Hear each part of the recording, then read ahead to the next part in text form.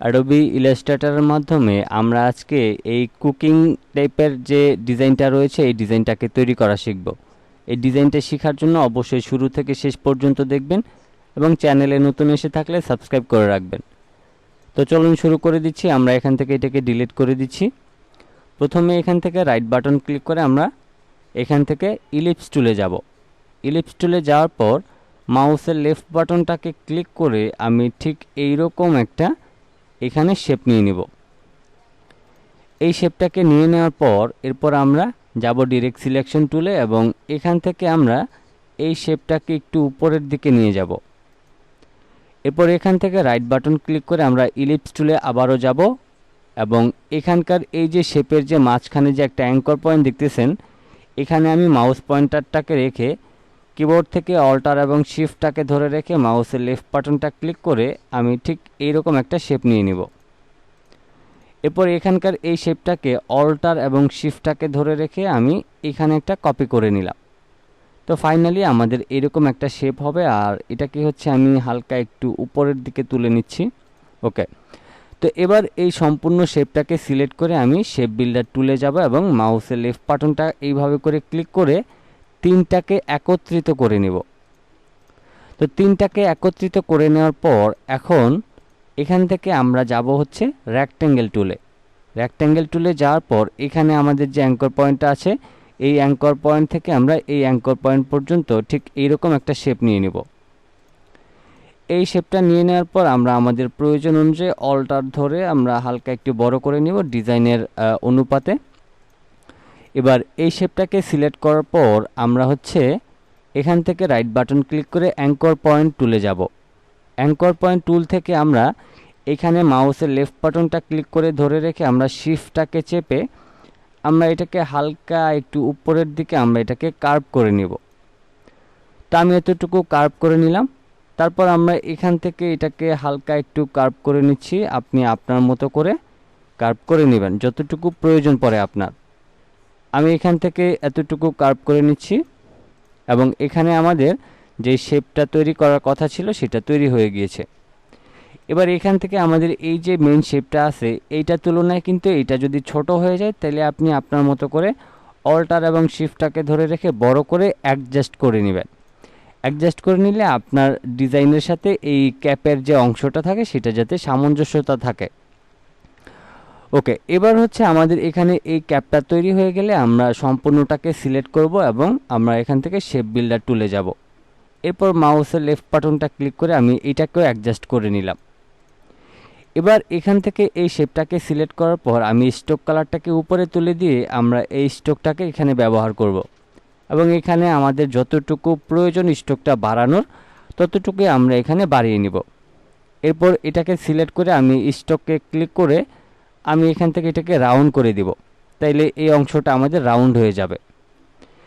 এবার এখান দিয়ে একটা শেপ ছিল আমাদের, এখান দিয়ে একটা ছিল, তারপর এখান দিয়ে একটা শেপ ছিল যেটা আমাদের অনেক বেশি সৌন্দর্য বৃদ্ধি করেছে। তো সেক্ষেত্রে এই শেপগুলি নেওয়ার জন্য আমাদের এখান থেকে রাইট বাটন ক্লিক করে পেন টুলে যেতে হবে। পেন টুলে যাওয়ার পর আমি প্রথমে এখানে একটা ক্লিক করলাম। তারপর আমি ধরেন এখানে ক্লিক করার পর মাউসের লেফট বাটনটা এইভাবে করে সিলেক্ট করে আমি এটাকে একটু কার্ভ করে নেব। কার্ভ করে নেওয়ার পর এখন এটাকে আমি আমার মতো করে ঠিকঠাক করে নেব যাতে আমাদের ডিজাইনটা একদম প্রপারলি দেখা যায়। আমরা এটাকে আমাদের মতো করে ঠিকঠাক করে নিচ্ছি। আপনি অবশ্যই আপনার যেভাবে ইচ্ছা সেভাবে করে আপনি নিয়ে নেবেন। তো আমি এইভাবে করে নেওয়ার পর এখন এটাকে সিলেক্ট করার পর আমি হচ্ছে ইউনিফর্মে যাব এবং এখান থেকে আমি এই অপশনটার উপর সিলেক্ট করে দিব। তাহলে এই অংশটা আমাদের একটু চিকন হয়ে এদিকটা মোটা হয়ে আসবে। এখন এইটাকে হচ্ছে আমি আমার প্রয়োজন অনুযায়ী একটু বড় করে নিচ্ছি এবং আমার ডানে বামে ঘোরানোর প্রয়োজন পড়লে আমি সেটাকেও ঘুরিয়ে নেব। ওকে, তো এখন আমাদের এই শেপটা কিন্তু তৈরি করা শেষ হয়ে গেল। এবার হচ্ছে আমরা আবারও এখান থেকে পেন টুলে যাব এবং এই কর্নারটাতে সিলেক্ট করার পর আমি ধরেন এখান থেকে এই অংশটাতে এইভাবে করে একটু রাউন্ড করে নেব। তো আমি এভাবে রাউন্ড করে নিলাম। এবার এখান থেকে এটাকেও সিলেক্ট করার পর আমি ইউনিফর্ম থেকে আমি এটাকে সিলেক্ট করে দিলাম। তাইলে আমাদের মোটামুটি এই শেপটাও তৈরি হয়ে গেল এবং এই শেপটাও তৈরি হয়ে গেল। এখন এইখানে দেখেন এই যে স্ট্রোকটা রয়েছে এটা কিন্তু 6 রয়েছে এবং এটাও কিন্তু 6 রয়েছে। প্রত্যেকটা স্ট্রোক আপনি ঠিকঠাক রাখার চেষ্টা করবেন, তাইলে আপনার জন্য ডিজাইনটা দেখতে ভালো লাগবে। এবার আমরা আবারও পেন টুলে যাব। পেন টুলে যাওয়ার পর আমরা হচ্ছে এখানে একটা ক্লিক করব, তারপর সরাসরি এখানে ক্লিক করব। এখানে ক্লিক করে মাউসটাকে ধরে রেখে আপনি এইভাবে করে এটাকে একটু এইভাবে করে কার্ভ করে নেবেন। তা আমি এইভাবে কার্ভ করার পর আমি এটাকে ছেড়ে দিলাম। এখন এখান থেকে এটাকে সিলেক্ট করার পর আমি স্ট্রোকটাকে হচ্ছে 6 করে নিব, যেই রকমটা আমরা সবগুলিতে দিয়েছি। এরপরে এটাকে সিলেক্ট করার পর আমি ইউনিফর্ম থেকে আবারও এই অপশনের উপর সিলেক্ট করলাম এবং এখান থেকে রাইট বাটন ক্লিক করে ট্রান্সফর্মে যাব। এরপর রিফ্লেক্টে গিয়ে আমরা ভার্টিক্যালে রেখে জাস্ট ওকে করে দিব, তাহলে এটা ঘুরে আমাদের বিপরীত পাশে চলে আসবে। এবার এটাকে আমাদের পজিশন অনুযায়ী বসানোর জন্য আমি একটু নিচে নিয়ে আসলাম এবং এখান থেকে আমরা এইটাকে প্রয়োজনে আমাদের ইচ্ছা মতো কার্ভ করে নিতে পারবো। আমি ধরেন এখান থেকে এইভাবে করে কার্ভ করে নিচ্ছি, আমার যেভাবে ভালো লাগবে দেখতে সেভাবেই আমি কার্ভ করে নিলাম। তো ফাইনালি হচ্ছে এখানে আমাদের যে কুকিং রিলেটেড যে শেপের যে একটা টুপি বা ক্যাপ থাকে সেটা কিন্তু আমরা তৈরি করে নিলাম। এরপর হচ্ছে আমরা এটাকে একটু ছোট করে এটাকে একটু উপরের দিকে নিয়ে রাখছি, যেহেতু আমাদের নিচে আরও কাজ আছে। তো এখন আমরা এখান থেকে রেক্ট্যাঙ্গেল টুলে যাব এবং আমি মাউসের লেফট বাটনটা ক্লিক করে এইভাবে একটা শেপ নিয়ে নিলাম। এরপর ধরেন আমি এটাকে মিডল পয়েন্টই রাখছি। তারপর এখান থেকে আমি এটার কালারটা একটু পরিবর্তন করব। তো এখানে হচ্ছে আমাদের শুধুমাত্র স্ট্রোক কালার থাকবে, আমরা ফিল কালারটাকে রাখবো না এখানে। এবার আমরা এটাকে মিডল পয়েন্টে থাকলে সব কিছু ঠিকঠাক, আমরা এটাকে হচ্ছে একটু কার্ভ করে নিব।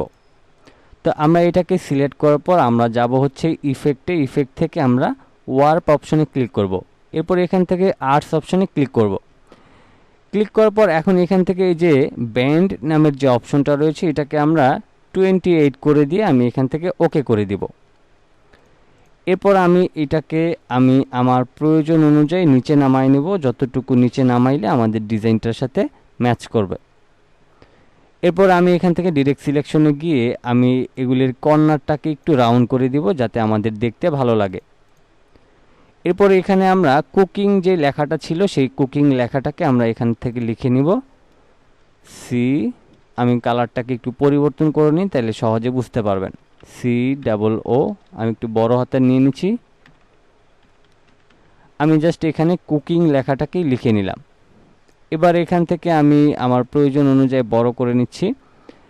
এখন এই লেখাটাকেও কিন্তু এইভাবে করে আমাদের রাউন্ড করতে হবে। এটার জন্য আমরা একইভাবে ইফেক্ট থেকে ওয়ার্ড তারপর আর্টস, এখন এখানে 28%ই থাকবে, জাস্ট ওকে করে দেব। এরপর আমি আমার প্রয়োজন অনুযায়ী এটাকে বড় ছোট করে নিয়ে আমি এই শেপের মাঝখানে বসিয়ে নিব। তা আমি এখানে বসিয়ে নিলাম। এরপর হচ্ছে আমরা এই ফন্টটাকে একটু পরিবর্তন করব, যে ফন্টটা দিলে আমাদের ভালো লাগবে সেই ফন্টটাই আমরা এখান থেকে বেছে দিচ্ছি। আমি এখান থেকে একটা করে ফন্ট চয়েস করছি, দেখি আসলে কোন ফন্টটা ভালো লাগে সেই ফন্টটাই আমি ব্যবহার করব। আর মূলত হচ্ছে আমি যেই ফন্টটাকে থাম্বনেইলে ব্যবহার করেছিলাম সেই ফন্টটাকে আমি দেওয়ার চেষ্টা করছি। আপনাদের যেই ফন্ট দিলে ডিজাইনটা ভালো লাগবে সেই ফন্টটি আপনি ব্যবহার করবেন। তো এখান থেকে আমি পরিবর্তন করছি, দেখি আমার সেই ফন্টটা কোথায় আছে বা কিভাবে এটা দেওয়া যায় আমি একটু দেখে নিচ্ছি। আমি আরও কিছু ফন্ট পরিবর্তন করতেছি। তো এখানে হচ্ছে আপনি আপনার মতো করে ফন্টটা দিয়ে নেবেন। ওকে, আমি আমার ফন্টটাকে এখন দিয়ে নিলাম।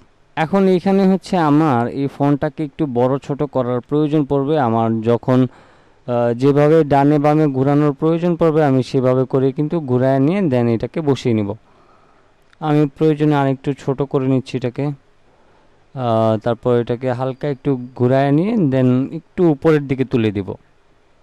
ওকে, এখন এখান থেকে এই যে শেপটা রয়েছে এটাকে আমি ছোট করব, যেহেতু এটা অনেক বেশি বড় হয়ে গিয়েছে আমার লেখার তুলনায়। আমার যতটুকু প্রয়োজন আমি ততটুকু এটাকে ছোট করে নিব। এবার আমি আমার শেপটাকে একটু উপরে তুলে দিয়ে এটাকে সমান করে নিচ্ছি। ওকে, ফাইনালি আমাদের এখানে কিন্তু উপরের লেখাটা হয়ে গিয়েছে। এবার হচ্ছে এখানে আমাদের যে শেপটা রয়েছে এটাকে হচ্ছে আমি অল্টার এবং শিফটটাকে ধরে রেখে আবার একটা কপি করলাম এবং এখানে হচ্ছে আমাদের ফিল কালারটা থাকবে হচ্ছে, ফিল কালার আমরা দিব হচ্ছে রেড, এবং আমাদের স্ট্রোকে দিব হচ্ছে আমরা ইয়েলো। তো এইরকম একটা শেপ তৈরি করার পর আমি এটাকে একটু ছোট করে নিচ্ছি, যেহেতু এটা একটু ছোটই থাকবে আমরা এটাকে আরও একটু ছোট করে নিচ্ছি। তারপর এটাকে আমি একটু উপরের দিকে তুলে দিব। তুলে দেওয়ার পর আমার এখান থেকে শেপটা ঠিক এইরকম হবে। আর এখানে এটাকে বেশি রাউন্ড হয়ে গিয়েছে, আমি এটাকে আরেকটু এইভাবে করে ঠিক করে নিয়ে তারপর এটাকে উপরে নিচে করে তারপর আমি এখানে বসিয়ে নিব। তো এখানে হচ্ছে আমি বসিয়ে নিলাম। তারপর এখন এই লেখাটাকে আমি রাইট বাটন ক্লিক করে ক্রিয়েট আউটলাইন করে দিব এবং অবজেক্ট থেকে এক্সপান্ড করে দিব।